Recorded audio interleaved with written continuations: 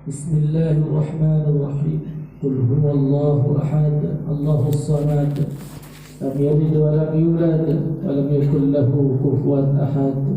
Barakallahu fi fawzil mustaqirin wa ya najatan taibin.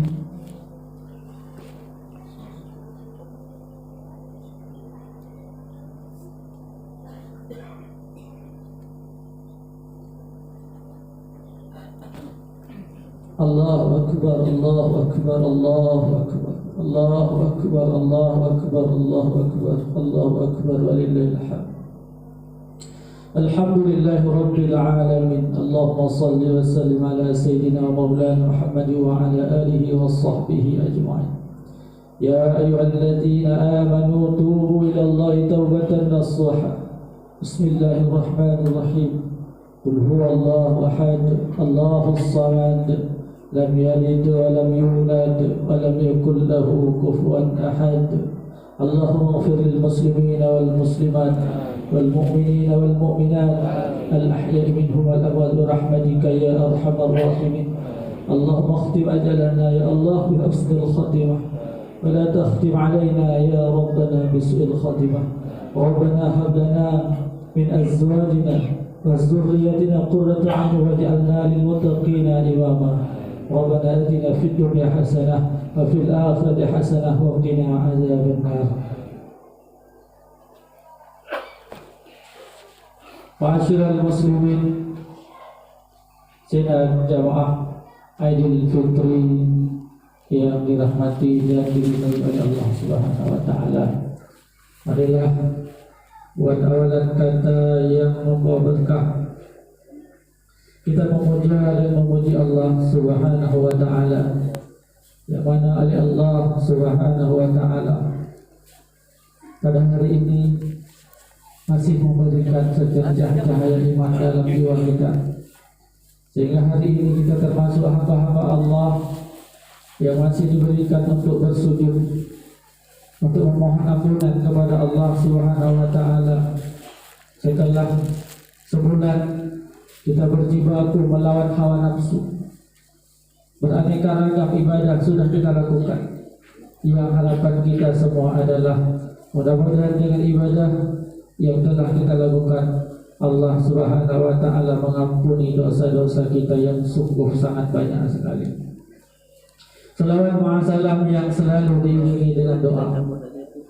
Sama-sama kita sajikan kepada baginda Nabi Muhammad sallallahu alaihi wasallam, kepada oleh beliau yang telah membawa agama Islam, agama yang benar, agama yang diterima di sisi Allah Subhanahu wa taala, tiada lain adalah agama Islam. Mudah-mudahan mulai dari kita lahir hingga akhir hidup kita, satu kalimat yang ada dalam jiwa kita, yaitu kita awali dengan la ilaha illallah, dan pada akhirnya kita pun menutup dengan kalimat la ilaha illallah. Kenapa? Karena Rasulullah mengatakan man kana akhiru kalamihi la ilaha illallah dakhala jannah. Barang siapa yang pada akhir ucapannya menghadap Allah Subhanahu wa taala bisa mengucapkan kalimat la ilaha illallah, maka dia akan masuk surga. Ditambahkan oleh ulama bighairi hisab, dengan tidak diperiksa. Artinya apa? Allah Subhanahu wa taala mengampuni dosa-dosa kita, walaupun itu perkara yang kecil.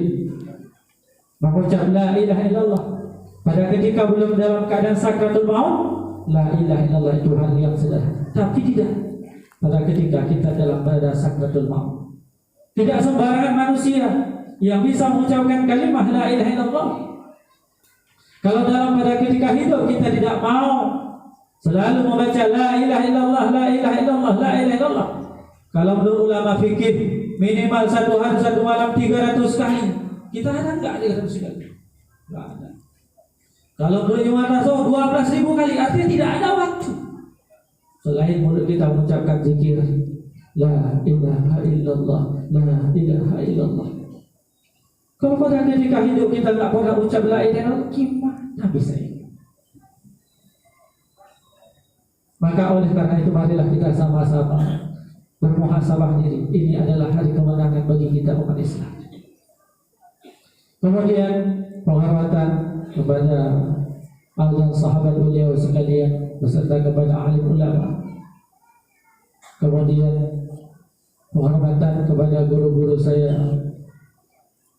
Kemudian kepada Pak Gaji, Pak Imam, Pak Khatib dan seluruh perangkat-perangkatnya, dan kepada seluruh para hadirin sidang jemaah Aidil Fitri yang dirahmati oleh Allah Subhanahu wa taala. Kita semua tahu hari ini adalah hari kemenangan bagi kita semua. Tapi ingatlah, orang yang menang itu adalah bukan orang yang punya baju baru. Orang yang menang itu bukan punya pakaian yang mewah, punya kendaraan yang baru. Tapi orang yang menang itu adalah orang yang taatnya itu bertambah.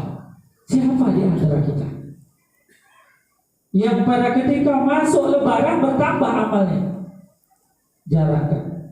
Biasanya pada ketika bulan puasa, subuh, zuhur, asar, maghrib, isya, semua jamaah di masjid. Tadi malam mulai isyanya udah kurang jamaahnya. Pernah nggak dengar bahwa orang siapa yang menghidupkan malam hari raya Aidil Fitri dan Aidil Adha, maka Allah Subhanahu wa taala tidak akan mematikan hatinya. Pada hari Allah matikan hati. Kapan Allah matikan hati? Allah matikan hati kita adalah pada ketika sakratul maut. Karena pada ketika sakratul maut itu kita takut hadir malaikat maut. Rupanya ada datang syaitan yang menyerupai ibunda kita, yang menyerupai ayahanda kita. Padahal itu adalah syaitan. Kita nggak tahu. Apa kata syaitan yang sebelah kanan, yang berwujud ayah kita? Wahai anakku, jadilah kamu orang Nasrani. Berpaling kita sebelah kiri, kita nengok ibu kita, orang tua kita, mama kita, ibunda kita. Padahal itu adalah syaitan. Apa kata ibunda kita? Wahai anakku, jadilah kamu agama Yahudi, karena agama Yahudi adalah agama yang benar. Maka kalau ada kita sering membaca setelah sholat, Rabbana la tuzigh qulubana, ya Allah jangan sesatkan hati kami. Itu doanya untuk apa? Pada ketika sakratul maut, kami dilahirkan dalam keadaan Islam, kami dewasa dalam keadaan Islam. Jangan sampai pada ketika akhirnya kami mati ditipu oleh syaitan. Itu makna Rabbana la tuzigh qulubana. Maka salah satu caranya adalah tadi malam kita termasuk orang-orang yang menghidupkan malam hari raya.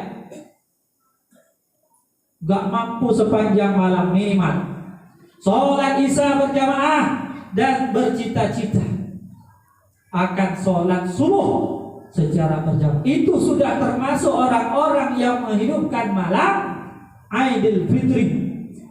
Maka dia termasuk orang-orang yang akan dihidupkan hatinya oleh Allah Subhanahu wa taala pada ketika sakratul maut. Ada lain ada. Pada ketika kita lahir, pada ketika bayi orang Islam lahir ke dunia, yang laki-laki diazan, yang perempuan ditaat, ini sudah berlaku dalam masyarakat. Padahal di dalam Islam laki-laki dan perempuan itu diperlakukan sama. Ini nggak tahu di tempat saya, di sini saya nggak tahu. Di tempat saya, kalau yang laki-lakinya di kamar, kalau yang laki-lakinya di adzan, kalau perempuan di kamar. Ini tempat saya, nggak tahu di sini ya. Padahal dalam Islam diperlakukan bayi laki-laki dan bayi perempuan itu sama. Kenapa? Karena pada ketika lahir bayi itu udah ada syaitan, ada jin namanya Ummu Sibyan, ataupun lebih terkenal dengan si Karin, yang ditaruh nama orang Karinah nanti. Nama syaitan itu yang menunggu anak bayi yang lahir. Pada ketika bayi yang lahir gak diazan, langsung disuntik sama si Karinah. Pada ketika disuntik sama si Karinah, anak kita tumbuh dewasa, tapi dia tidak mau mendengarkan kajian-kajian ilmu agama, mau'izah hasanah, nggak mau dia dengar, masuk kuping kanan, keluar kuping kiri. Manfaat yang kedua apa? Pada ketika lahir yang pertama dia dengar kalimat apa? La ilaha illallah. Maka pada ketika sakaratul maut dia akan ingat kalimat itu. Kalimat yang pertama sekali dia dengar kalimat la ilaha illallah, maka pada ketika meninggal dia akan ingat kalimat la ilaha illallah. Maka kedepannya ibu-ibu, ini yang bapak-bapak boleh ibu-ibu, kalau bayi laki-laki, bayi perempuan sama. Bukan di azan laki-laki nggak di kamar, perempuan di kamar aja. Itu dikasih apa lagi? Dikasih air zam-zam. Air zam-zam apa? Untuk membersihkan hati. Ini siapa yang bilang? Neneknya. Jadi air zam-zam jangan dikasih untuk anak bayi, untuk neneknya, karena nenek udah kotor hatinya. Jangan untuk anak-anak. Yang disunatkan berikan untuk anak-anak apa? Kurma, madu. Ini enggak air zam-zam. Untuk siapa air zam-zam? Udah tahu siapa? Untuk nenek supaya bersih hati neneknya. Untuk kakeknya. Tapi untuk anak bayi apa? Kurma. Diberikan oleh orang saleh. Karena ini akan berpengaruh kelak hingga dia dewasa. Yang pertama sekali diberikan kurma oleh orang saleh, diberikan madu oleh orang saleh. Mungkin suatu saat dia pun akan menjadi keturunan yang saleh dan saleh. Ayahnya ini saleh enggak nih? Mamanya saleh enggak? Neneknya saleh enggak? Kalau enggak jadi orang saleh. Supaya anak kita bisa menjadi keturunan yang saleh dan saleh. Udah ya, laki-laki dan perempuan apa? Di azan dan iqam. Kemudian kalau mau ditambahkan apa? Baca al-ikhlas, qul huwallahu ahad, supaya imannya kuat. Nggak ada yang baca. Ya udah gitu. Lahir ya udah selesai menolak. Lahir di rumah sakit, mana ada banyak-banyak urusan. Kemudian yang selanjutnya apa lagi? Baca surat Al-Qadar. Inna anzalnahu fi lailatul qadr. Untuk apa? Supaya dia tidak akan berzina sepanjang masa. Sekarang di rumah sanggup kita jaga, di luar sanggup enggak kita jaga. Biarkan Allah menjaganya. Bagaimana cara Allah menjaganya? Pertama, pada ketika lahir, baca inna anzalna fi lailatul qadr di telinga kanan. Ini udah pernah dengar atau belum? Mudah-mudahan ya ke depan. Jadi kami yang nggak punya anak lagi mana nih? Yang udah jadi kakek-kakek, ya diajarkan kepada cucu, kepada anak siapa saja. Inilah pentingnya ilmu agama. Jadi minimal jangan ngapain belajar ilmu agama, saya sholat dari kecil dah. Bukan hanya sholat aja yang diajarkan di kajian-kajian ilmu agama di mana saja. Banyak hal dalam Islam diatur. Dari bangun tidur lagi itu ada hukum. Contoh yang paling sederhana, masuk WC lah. Masuk WC itu kaki apa? Kanan apa kiri? Kiri. Semua ada, nggak tahu. Tadi masuk WC nggak tahu, yang tahu hukumnya. Tapi kerjain nggak? Keluar kaki apa? Kaki kanan. Barang siapa kata Rasulullah yang masuk WC ini kaki kanan, maka akan dibalakan dengan kefakiran sepanjang masa. Itu hal sepele sekali. Sepele sekali kan? Enggak, saya pengusaha, saya banyak. Keberkahan kita berbicara. Untuk apa banyak harta kalau kita tidak tenang, tidak mampu beribadah kepada Allah, nggak mampu bantu masjid, nggak mampu sedekah untuk masjid, untuk fakir miskin. Banyak fakir miskin di pinggir tetangga kita, mereka itu menjerit, menangis, sedih, nggak punya baju. Ada nggak harta kita yang termasuk kita sedekahkan kepada fakir miskin? Bukan masalah banyak atau sedikit. Kita nggak bicara banyak sedikit. Keberkahannya ada nggak? Kenapa rupanya masuk WC kaki nggak ada aturan, masuk masjid kaki apa? Nggak ada nggak ada aturan. Makanya setiap masuk masjid kalau cuma ngantuk. Kenapa? Masuknya nggak tahu masuk apa? Nggak ada aturan, nggak ada akhlak. Gak ada adab dengan masjid. Masuk masjid kaki kanan, keluar kaki kiri. Ini gak tahu, masuk aja sembarangan. Habis masjid kantor tidur cuma. Udah habis ceramah, baru bangun. Allah Akbar. Ngantuk lagi dalam sholat, rukuk bangun lagi. Gimana sholat? Kenapa? Karena kita tidak menjaga akhlak, karena kita tidak menjaga. Ataupun yang paling ringan, pada ketika dalam WC nggak boleh makan, karena orang yang makan di WC akan dibalakan dengan kefakiran. Ada nggak orang yang makan di WC? Nggak ada lah. Mana ada orang ngapain pak piring-piring di WC? Orang merokok ada nggak? Banyak.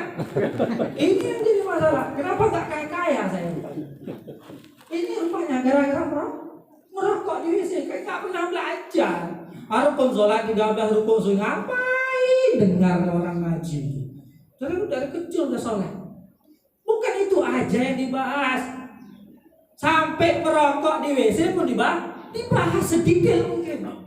Jadi nggak ada ruginya. 1 jam kita belajar mau agama lebih banyak pahala daripada sembahyang sunat 1000 rakaat. Nggak usah sunat. Nggak usah belajar mau agama. Silahkan sembahyang sunat. Malam apa ada pengajian? Pagi Sabtu Minggu. Nggak usah sholat di rumah. Saya nggak pengajian. Saya sholat sunat 1000 rakaat aja. Bengkak nggak 20 rakaat aja, cari yang paling cepat. Mana masjid paling cepat terawih? Itu 20 rakaat. Jadi kalau nggak ada ilmu, ibadah kita ini akan ditolak oleh Allah Subhanahu Wa Taala. Bukan semuanya yang salah, tapi ada kadang-kadang yang keliru yang perlu kita jelaskan. Jadi mudah-mudahan diberikan kekuatan oleh Allah Subhanahu Wa Taala, istiqamah kita dalam belajar ilmu agama. Dimanapun, kapanpun sampai kita meninggal. Karena itu hukumnya adalah wajib. Masyarakat muslimin sidang jamaah Idul Fitri yang dirahmati oleh Allah Subhanahu Wa Taala. Ini jamnya mana? Apa udah bisa pulang belum?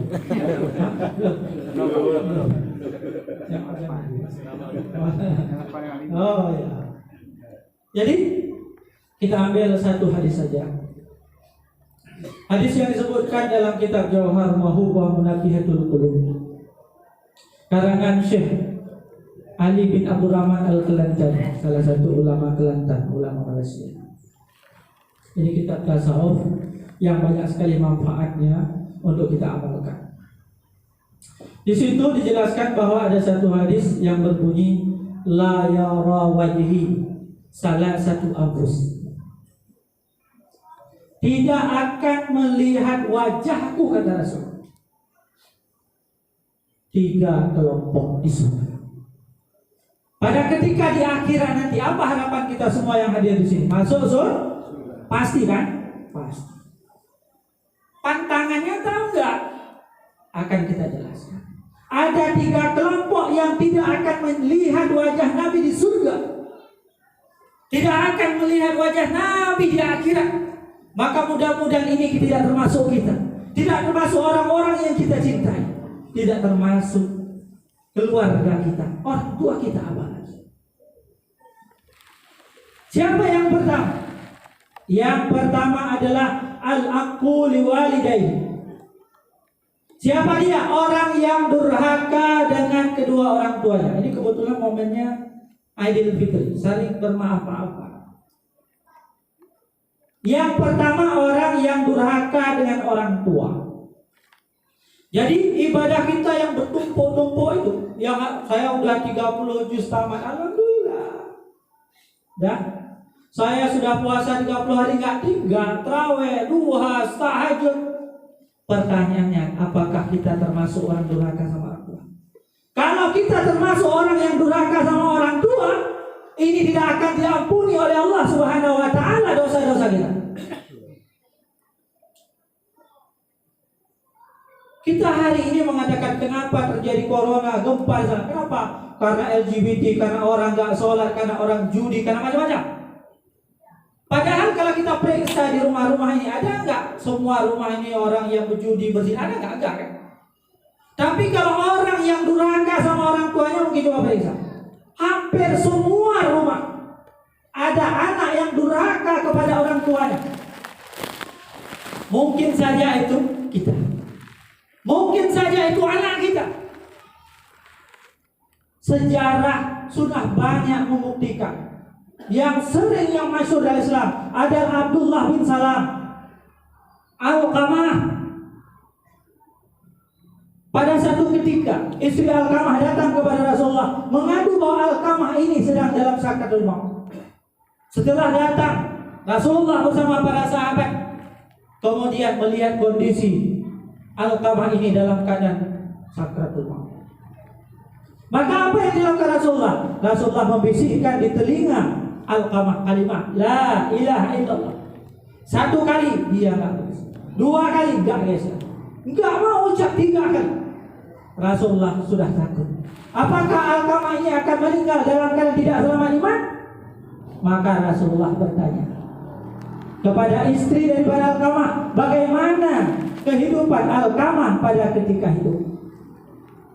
Alqamah orang yang paling banyak berjihad, membela agama Islam, paling banyak bersedekah.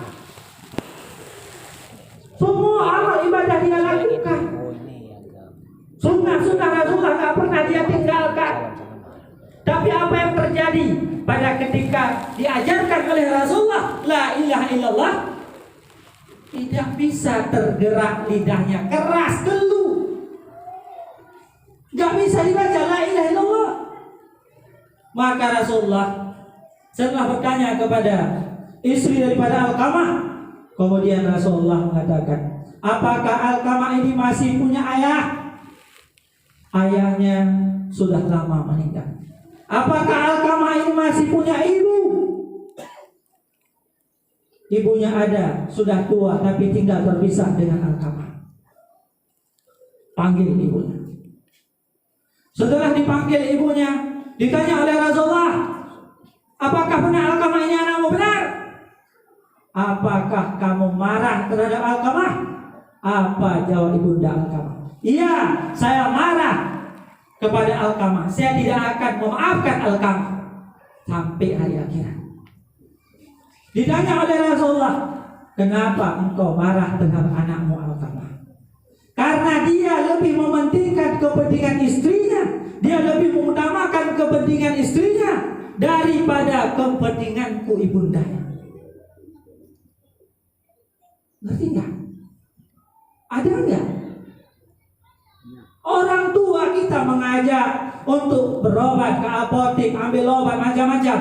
Rupanya istri kita udah duluan ajak beli baju baru. Mau bantah istri kita, suami-suami takut istri, gimana? Gimana?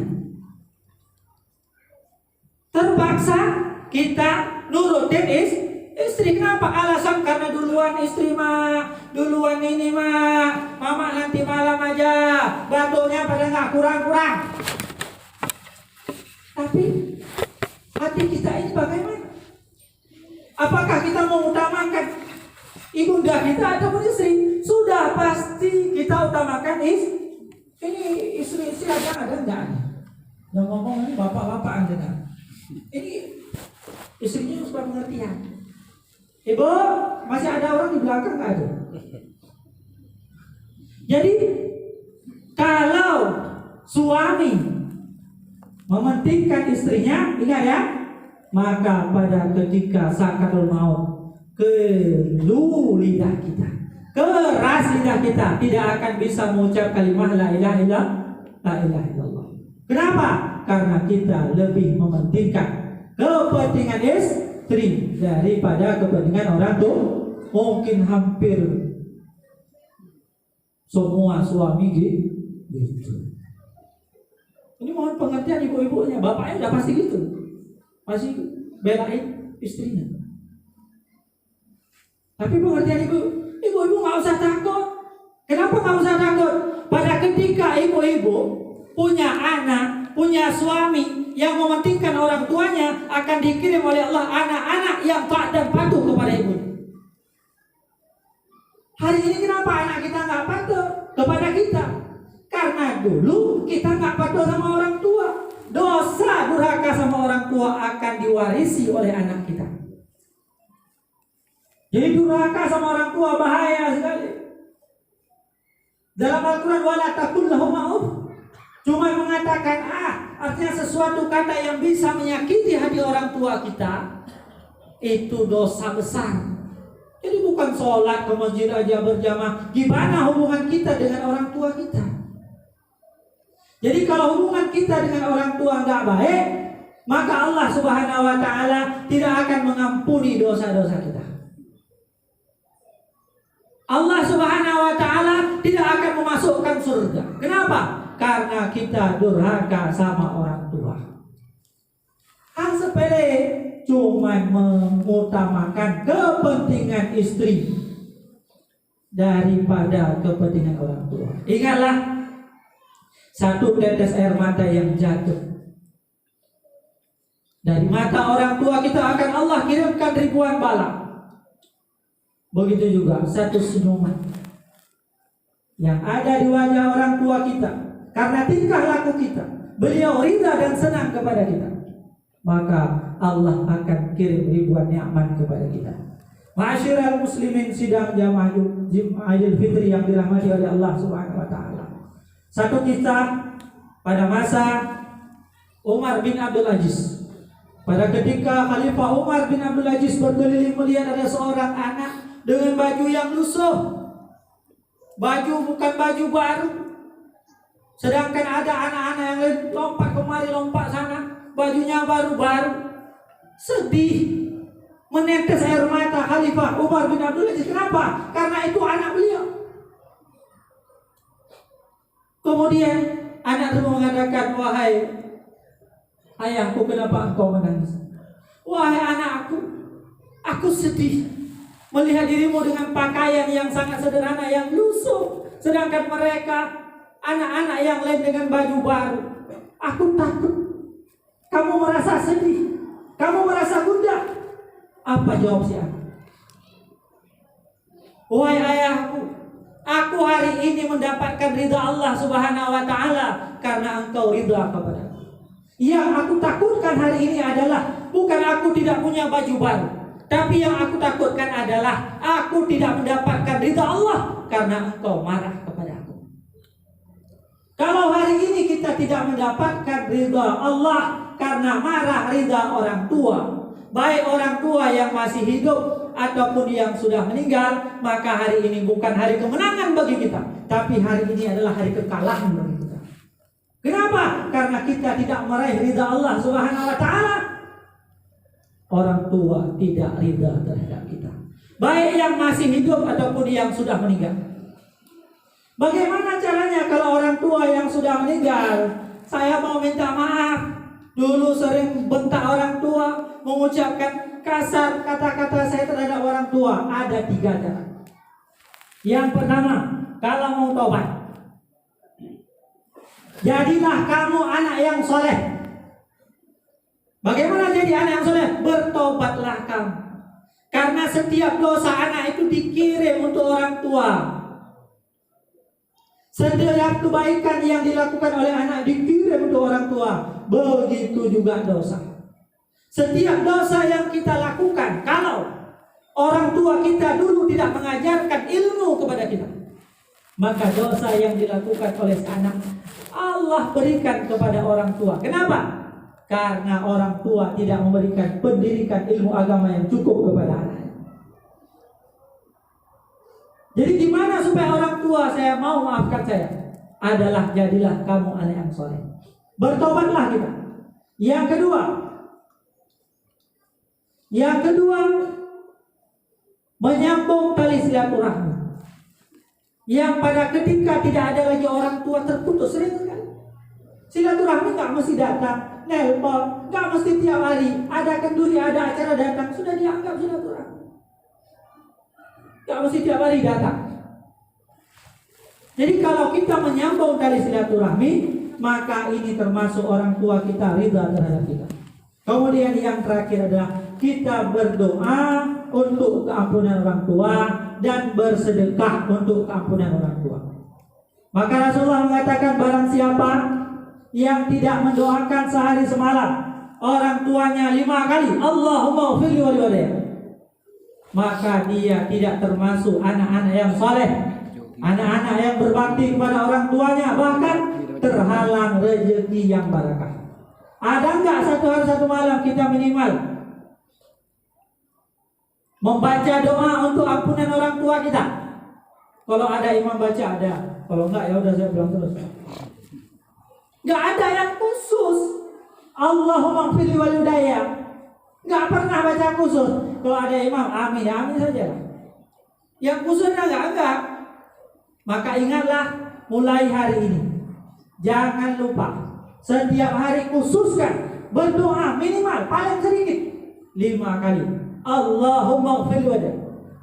Nggak dihitung doa imam ya. Doa siapa? Doa sendiri. Supaya apa? Khusus kita berdoa benar-benar. Saya mengkhususkan doa saya. Baik orang tua saya masih hidup ataupun yang sudah kembali kepada Allah. Untuk hari ini, amalan apa yang bisa saya lakukan untuk orang tua? Seandainya kuburannya dekat, kita bisa langsung berjalan. Kalau jauh, ini amalan yang bisa kita baca hari ini adalah membaca subhanallah wa bihamdi. Berapa kali kita baca? 300 kali. Niatkan untuk siapa? Untuk orang yang sudah meninggal. Muslimin dan muslimat, laki-laki dan perempuan. Terkhusus kepada orang tua kita. Apa yang Allah berikan? Allah Subhanahu wa taala akan mengirimkan 1000 cahaya di dalam kubur orang tua kita. Apa kita baca? Subhanallahi wa bihamdihi. Oh, saya mau habis. Subhanallah wa bihamdi. Mau waka-waka. Subhanallah wa bihamdi. Waka-waka. 2 kali waka. Subhanallah wa bihamdi. Enggak bisa saya panjang-panjang. Sambung enggak bisa saya. Kalau enggak bisa sambung gimana? Subhanallah bisa enggak? Pasti bisa lah. Subhanallah. Subhanallah wa bihamdi. Berapa kali? 300 kali. Jangan sampai enggak baca nih. Nggak dapat ampunan daripada Allah Subhanahu wa taala. Kenapa? Orang tua murka kepada kita. 300 kali dibaca mulai subuh tadi sampai sebelum terbenam matahari. Ada 300 kali zikir yang paling ringan. Subhanallah wa bihamdih. 300 kali niatkan pahala untuk orang tua kita di kubur. Insya Allah orang tua kita ridha kepada kita. Seandainya ada dosa-dosa kita sama orang tua dulu sering membentak, apa disuruh nggak pernah nurut, maka dengan kita mengirimkan pahala kepada orang tua kita, mudah-mudahan Allah Subhanahu wa taala memberikan pengampunan kepada orang tua kita, melapangkan kubur orang tua kita. Kemudian orang tua kita memaafkan kita sehingga Allah memberikan keridhaannya kepada kita. Amin ya Allah. Jadi yang pertama, dari saya subhanallah, yang lain nggak ngerti nggak apa-apa, itu aja yang ngerti. Jadi yang kemudian apa yang kita lakukan kalau jumpa orang tua? Sunat mencium kening orang tua. Sunat mencium kepala orang tua. Gak pernah. Saya cuma cium tangan, itu pun kau ingat. 5 orang tua. Yang pertama cium tangan, yang kedua cium tangan, yang 5-5-nya cium tangan. Kenapa? Karena orang tuh ditanya sama siapa? Yang pertama siapa? Itu tetangga sebelah sana. Yang kedua siapa? Itu saudara jauh sana. Yang ini siapa? Orang tua saya. Diperlakukan apa keistimewaan orang tua kita? Yang Rasulullah mengatakan 3 kali. Siapa ya Rasulullah yang harus aku utamakan? Ibumu. Kemudian ibumu 3 kali. Kenapa? Karena orang tua kita menghadapi 3 fase. 3 keadaan yang susah. Kapan? Pada ketika orang tua kita mengandung 9 bulan. Capek kan? Yang kedua, pada ketika melahirkan. Yang ketiga, pada ketika menyusu. Kalau saya mau disebut ayah 3 kali lah. Beli mangga, ikat di sini selama 9 bulan. Ada buah kelapa, masukin ke bak 9 bulan. Udah, mangganya udah beli, udah masukin ke baju. Kemudian telan bulan. Coba ngerasa gimana hamil. Kemudian lahir kok bisa. Baru disebut ayam. Itu 3. Capek sekali. Maka wajar sangat sekali kita untuk memuliakan ibunda kita. Menyusui berapa tahun? 2 tahun. Capek enggak? Udah pasti. Pada ketika menyusui bukan pakai susu biasa, susu ASI inklusif, susu orang tua kita. Puasa tetap menyusui. Pada ketika kita terbangun tengah malam, bangun ganti popok, gimana? Tapi hari ini orang tua kita umur 60 udah pikun, tinggal di rumah kita sebulan, udah bilang sama abang, bang, gantian lah saya sebulan. Udah bawa sana lagi. Sebulan di sana, kak, gantian lah sebulan. Ujungnya meninggal gara-gara musim mau. Meninggal orang tua di rumah siapa? Ditanya. Meninggal lain. Siapa meninggal? Bapak pulang. Di mana meninggal? Gak tahu. Udah musim-musim. Di rumah siapa? Karena udah musim-musim gak tahu lagi di rumah siapa meninggal. Gimana anaknya? Bilang, mau masuk dekat dengan surga beda. Pada ketika buang kotoran orang tua, hidungnya itu orang tua ibu kita. Pada ketika kita pernah tutup hidung nggak? Pada ketika cebok kita, kayak posum ada nggak? Kita sekarang tutup hidung, kasih nasi. Mama kita marah-marah, udah makan aja. Mama ini orang capek-capek pulang kerja banyak kali ngomong. Kita tahu udah pikun. Gimana kita sebagai anak? Mau masuk surga kan? Mau dekat dengan Nabi kan? Surga Firdaus kan? Itu ada surga di rumah. Kenapa nggak kita ambil? Ngapain cari?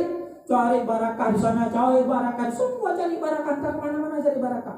Abu bulan ini bulan orang tua di rumah telantar. Gimana dapat barakah? Artinya, kalau ini yang kita lakukan itu nanti anak kita juga akan melakukan yang senang. Nggak sanggup kita bayangkan ya. Mudah-mudahan janganlah. Pada ketika orang tua itu udah pikun, dia kan tahu, nggak bisa ngomong. Yang ada apa? Air mata yang terurai. Bayangkan orang tua kita nangis. Kita ngapain?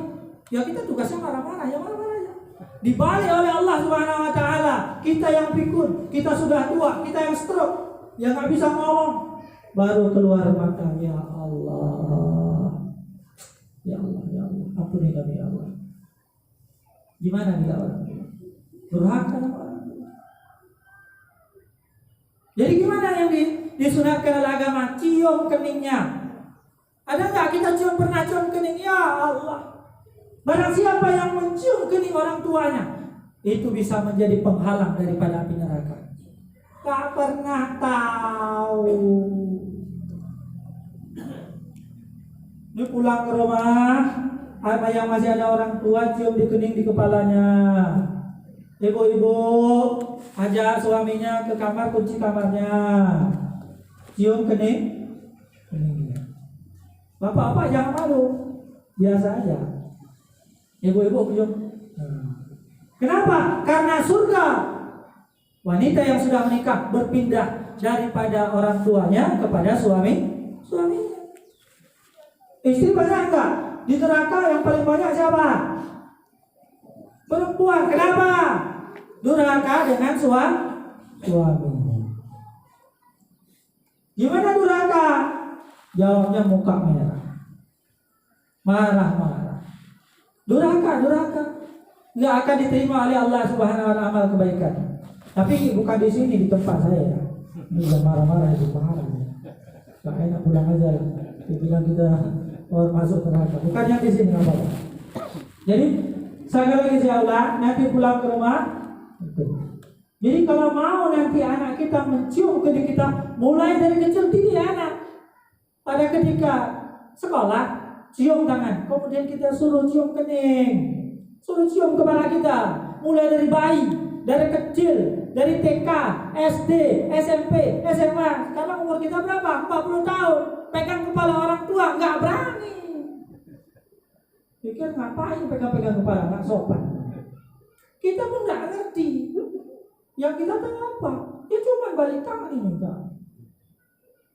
Jadi kalau memang orang lain yang tua kita cium tangan nggak? Yo, cium kan? Cium ya.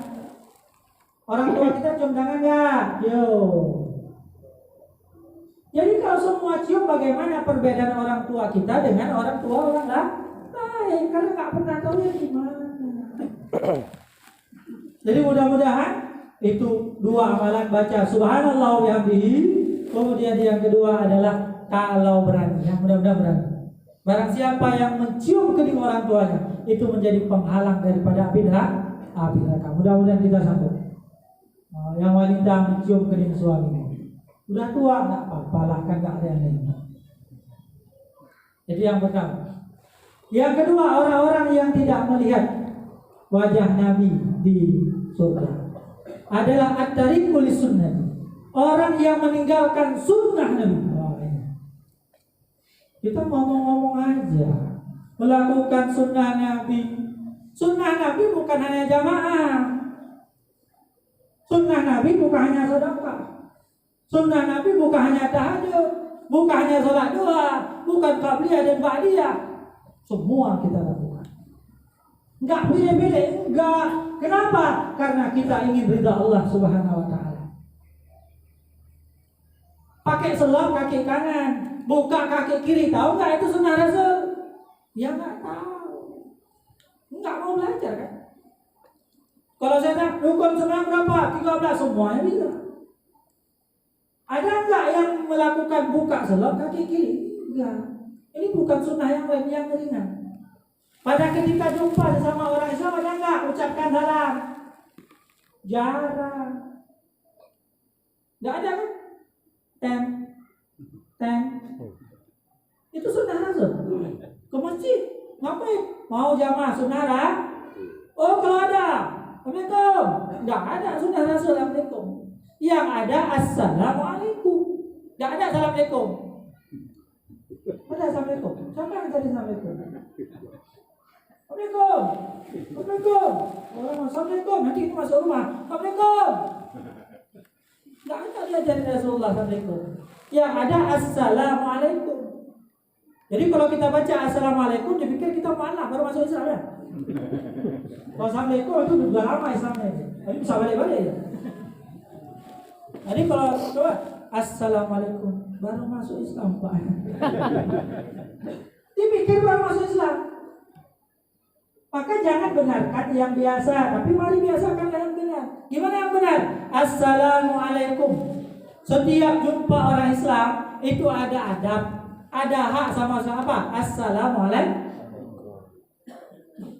Apa yang Allah berikan kalau jumpa Assalamualaikum? Nanti jumpa Assalamualaikum. Allah akan menambah umur kita. Assalamualaikum nambah umur Rasulullah.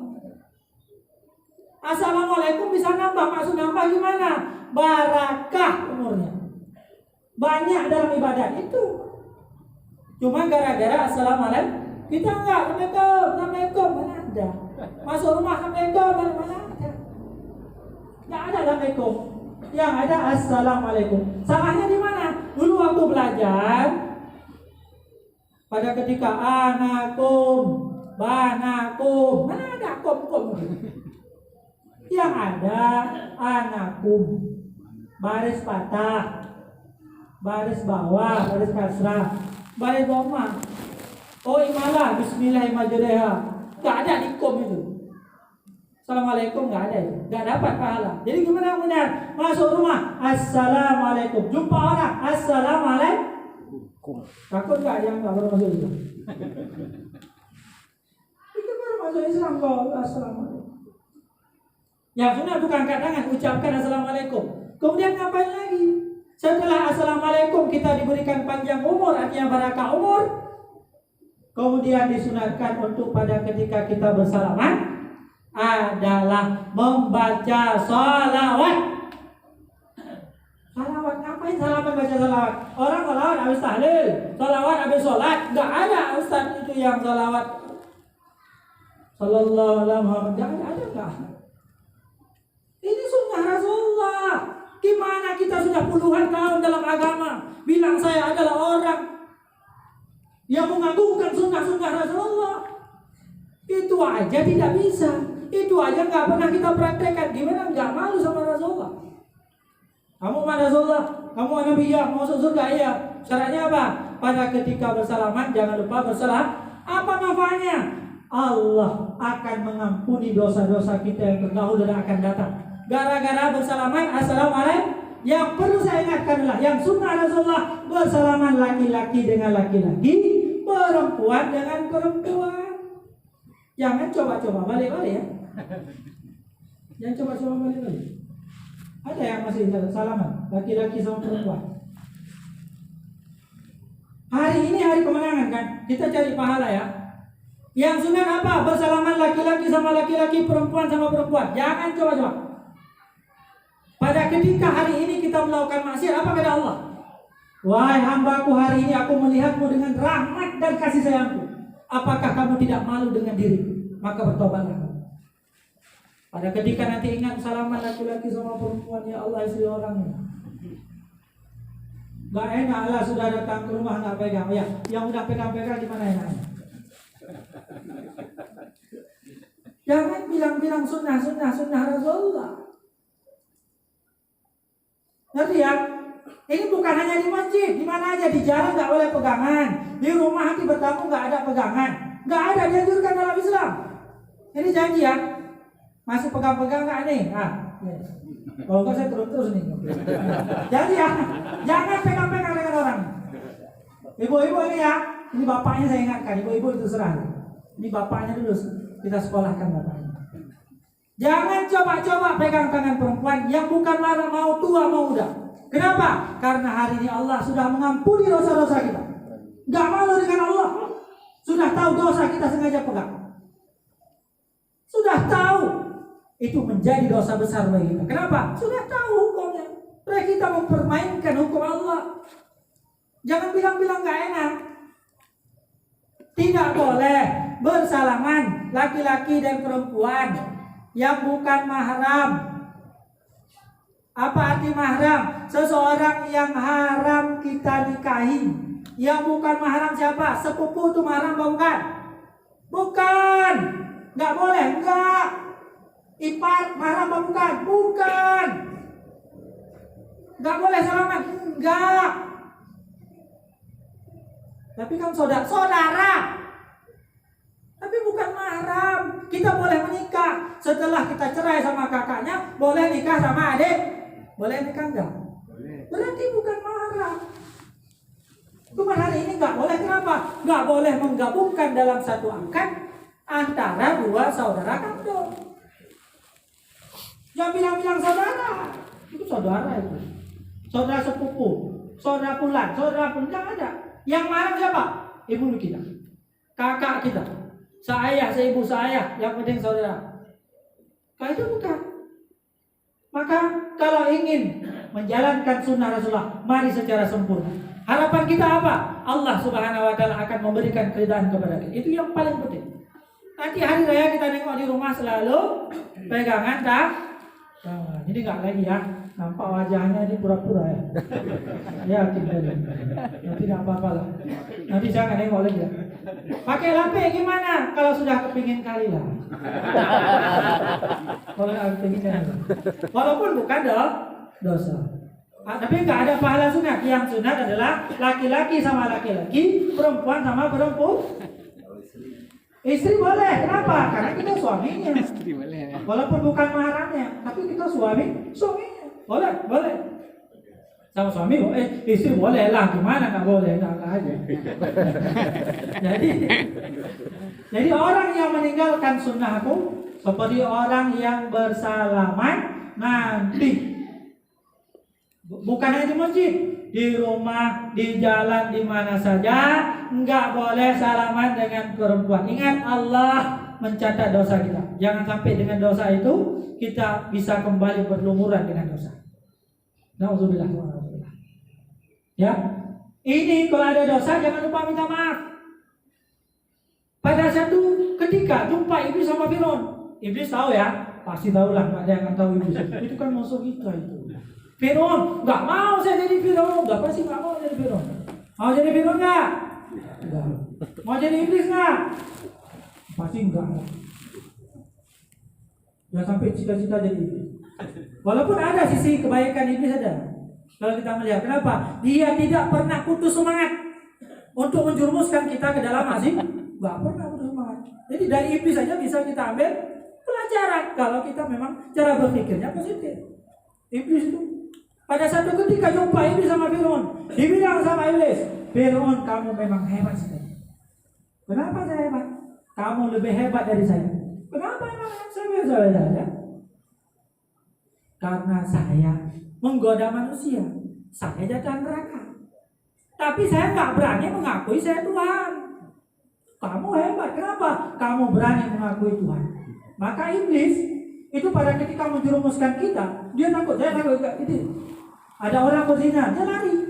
Ini salah kamu, saya nggak ada urusan ya. Saya takut sama Allah. Dia bilang, dia takut sama Allah. Dia tak kabur karena tidak mau tunduk dan patuh sujud kepada Nabi, bukan kepada Allah. Maka Fir'aun lebih hebat. Hebat kamu Fir'aun, kenapa? Kamu berani mengakui kamu Tuhan.